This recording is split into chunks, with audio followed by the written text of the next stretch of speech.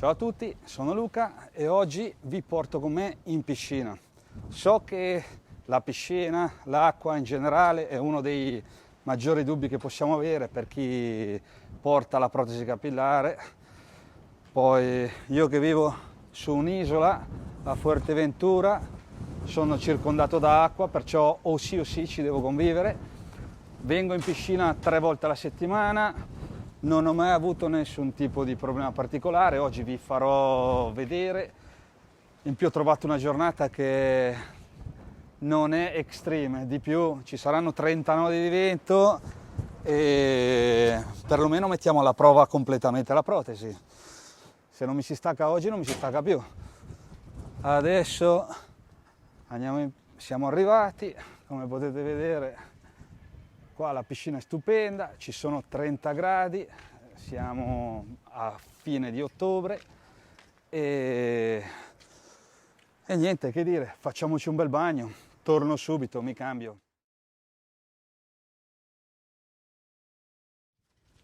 Ci siamo, sono pronto, adesso mi farò una mezz'oretta, 3/4 d'ora, vediamo quanto resisto. In acqua, faccio qualche tuffo, mi farò qualche vasca, non c'è nessuno, la piscina è tutta per me e andiamo, via!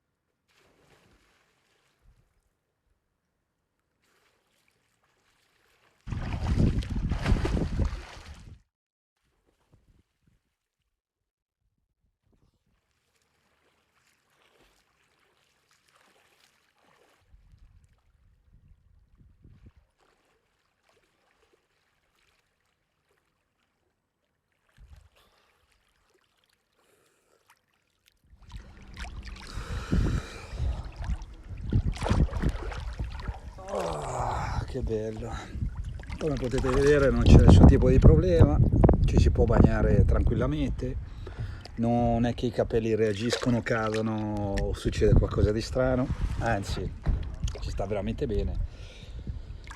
Vi faccio vedere che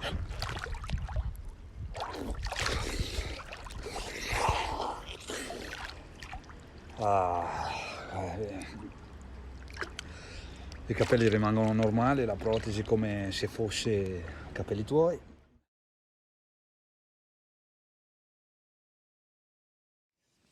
Ci ho fatto una bella mezz'oretta di piscina, qualche tuffo, giusto per farvi vedere che non succede assolutamente niente, anzi l'acqua è a puntino, se così si può dire, in più con questo sole che mi picchia direttamente qua in fronte e i 30 nodi di vento, diciamo che è andata veramente benissima la giornata extreme per la mia protesi.